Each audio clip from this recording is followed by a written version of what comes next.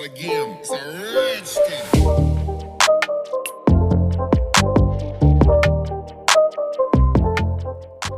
Hello students, आप सभी का स्वागत है इस वीडियो में। आज हम इस वीडियो में अपने पाठ 21 और 22 के प्रश्न उत्तर करेंगे। सबसे पहले हम प्रश्नों को अच्छे से समझेंगे, फिर उनका उत्तर देने का प्रयास करेंगे। तो आइए शुरू करते हैं आज का अपना यह वीडियो। पहली हेडिंग है हमारी कहानी से।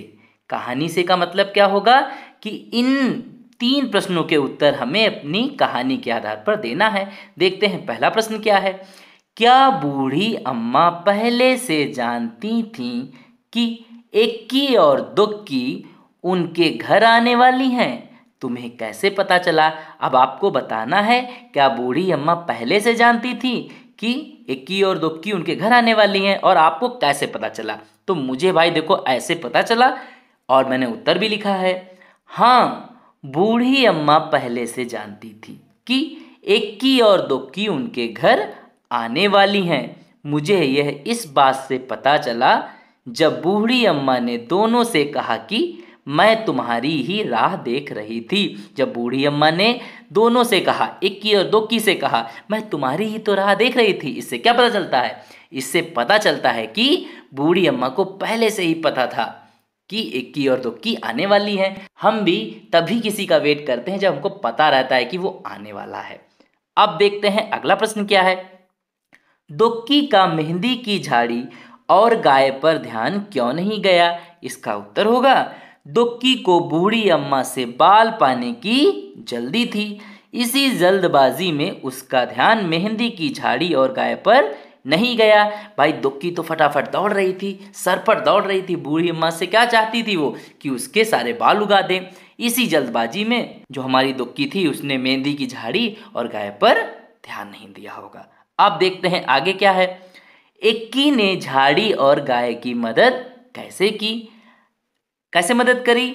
इक्की ने मुरझाई हुई मेहंदी की झाड़ी को पानी दिया और मरियल सी गाय को घास खिलाई। इस तरह इक्की ने दोनों की मदद की। यह थे हमारे 3 प्रश्नों के उत्तर कहानी के आधार पर। याद रखिएगा, प्रश्नों के उत्तर अपनी भाषा में लिखने का प्रयास करा करिए, क्योंकि जब तक आप खुद से वाक्य नहीं बनाएंगे तब तक आपकी हिंदी नहीं अच्छी होगी। और अब तो लास्ट चैप्टर है क्लास 2 का। आपकी अभी तक हिंदी इतनी अच्छी हो जानी चाहिए कि आप खुद से प्रश्नों के उत्तर लिखना सीख जाएं। अब देखते हैं अगला प्रश्न क्या है।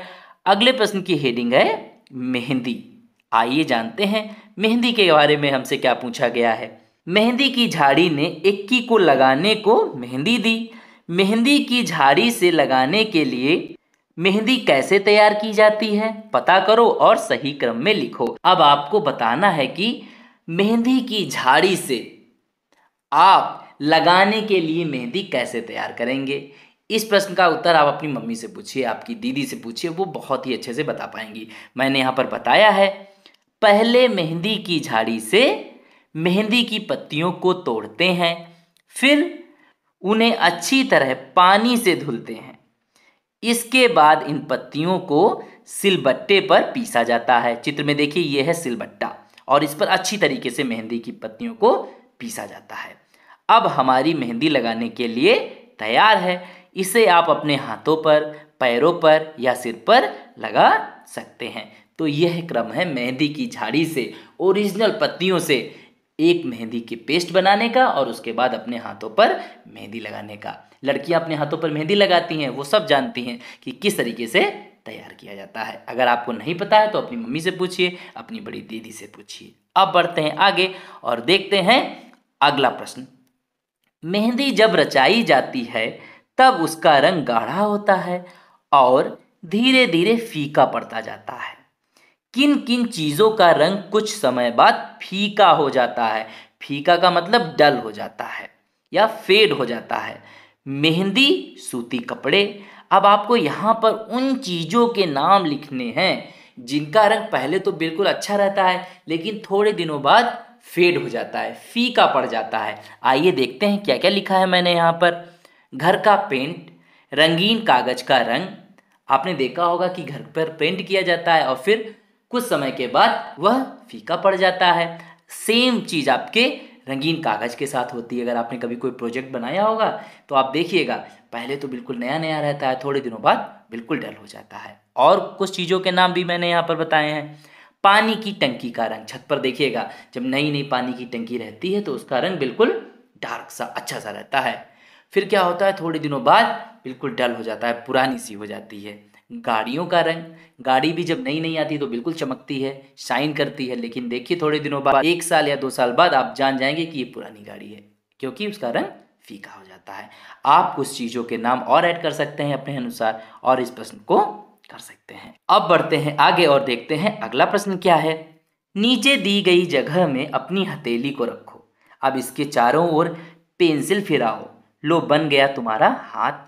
मेहंदी से जो डिज़ाइन तुम अपनी हथेली पर बनाना चाहते हो वह बनाओ। बहुत ही सुंदर प्रश्न है। अपने हाथ को यहाँ पर रखिए और ट्रेस करिए, उसके बाद मेहंदी की सुंदर डिजाइन उस पर बनाइए। मैंने कुछ एग्जाम्पल यहाँ पर दिए हैं, लेकिन आपको क्या करना है, खुद से इस ड्राइंग को इस वाली जगह में बनाना है।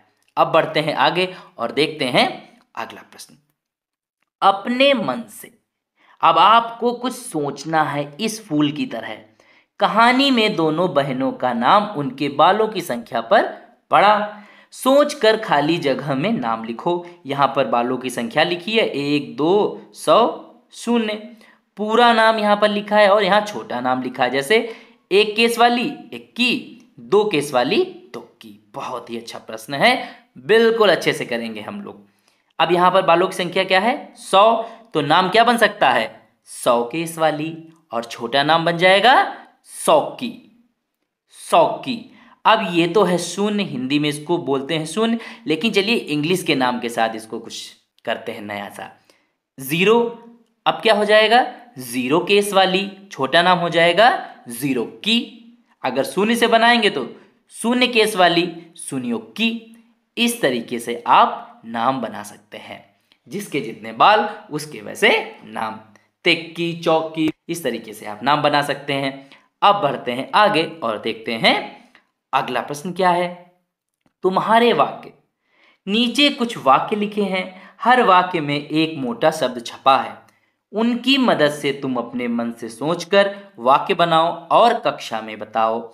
यह प्रश्न तो मैं ऑलरेडी कठिन शब्दों के साथ कराता हूँ। हमेशा मैंने आपसे कहा है वाक्य बनाना सीखिए कठिन शब्दों से। यहाँ पर कुछ कठिन शब्द दिए हैं, उनसे आपको वाक्य बनाना है। एग्जाम्पल भी दिया गया है, जैसे जंगल में चारों तरफ सन्नाटा था। अब आपको सन्नाटा से वाक्य बनाना है, आइए बनाते हैं। रात में चारों तरफ सन्नाटा छा जाता है। रात में मेरी गली में बिल्कुल सन्नाटा था। इस तरीके से आप छोटे छोटे वाक्य बनाइए। अब बढ़ते हैं आगे। बाबा को सोचने की फुर्सत ही कहाँ, काम में जो उलझे रहते थे। अब शब्द है फुर्सत, इससे क्या वाक्य बनेगा, कल मुझे खाना खाने तक की भी फुर्सत नहीं थी। कल मैं इतना पढ़ा कि मुझे सोने की भी फुर्सत नहीं थी। इस तरीके से आप वाक्य बना सकते हैं। अब अगला क्या है, वह सरपट घर की तरफ दौड़ चली। सरपट से वाक्य बनाएंगे, मैं सरपट भागकर छिप गया, मैंने सरपट अपना काम खत्म कर लिया। इस तरीके से आप वाक्य बना सकते हैं। मेहंदी की झाड़ी मुरझा गई थी। मुरझा से वाक्य बनाइए, यह पेड़ क्यों मुरझा गया है, यह झाड़ी क्यों मुरझा गई है। इस तरीके से आप वाक्य बना सकते हैं।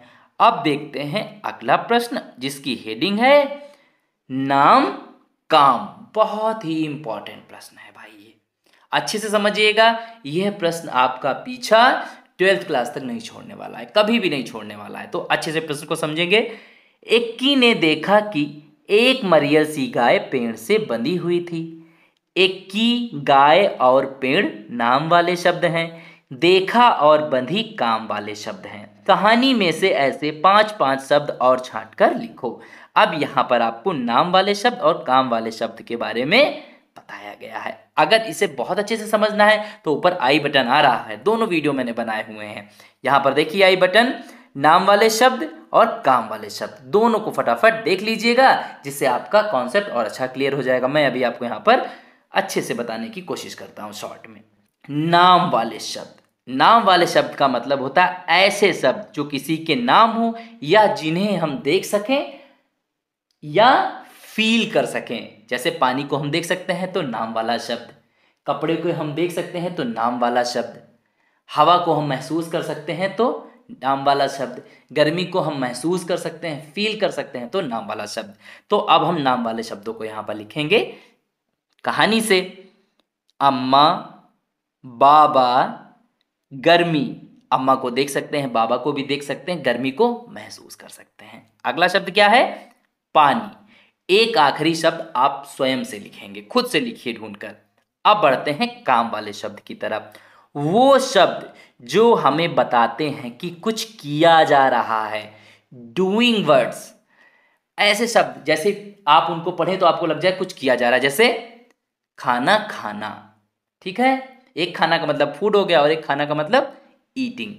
ठीक है, चलना, दौड़ना, भागना, पकड़ना, इन सब से आपको क्या पता चलता है कि आप कुछ कर रहे हैं या सामने वाला कुछ कर रहा है। तो ऐसे शब्दों को यहां पर लिखते हैं, जैसे गई, वह जंगल में गई। सुनी, हियरिंग, इसमें भी आप कुछ कर रहे हैं, सुन रहे हैं ना। अगला शब्द क्या है? पिला, उसने पानी पिला दिया। अब हम जब कुछ चीज पिला रहे हैं या पी रहे हैं तो क्या है उसका मतलब? हम कुछ कर रहे हैं ना, तो ये भी काम वाला शब्द है। एक और काम वाला शब्द, चलते चलते वॉकिंग। वॉकिंग तो काम वाला ही शब्द है, जब हम करते हैं तो चलते हैं भाई, चलेंगे तो कुछ करेंगे। तो ये है काम वाले शब्द, एक नाम वाला शब्द, एक काम वाला शब्द। आप खुद से करिए और कमेंट बॉक्स में भी बताइए। अब हमारा क्लास 2 का सिलेबस खत्म हो गया है। आप प्ले लिस्ट देखिए और सभी पाठों का रिवीजन कर लीजिए। आपके एग्जाम भी मार्च में होने वाले हैं। Best of luck for your exam. अच्छे से एग्जाम लिखिएगा हिंदी का, और हमेशा अगर कोई डाउट हो आप कभी भी पूछ सकते हैं। क्लास 3 की पूरी प्लेलिस्ट रेडी है। जब आप क्लास 3 में जाएंगे तो सारे वीडियो आपको रेडी मिलेंगे आपके एग्जाम के लिए। Best of luck. Bye bye students.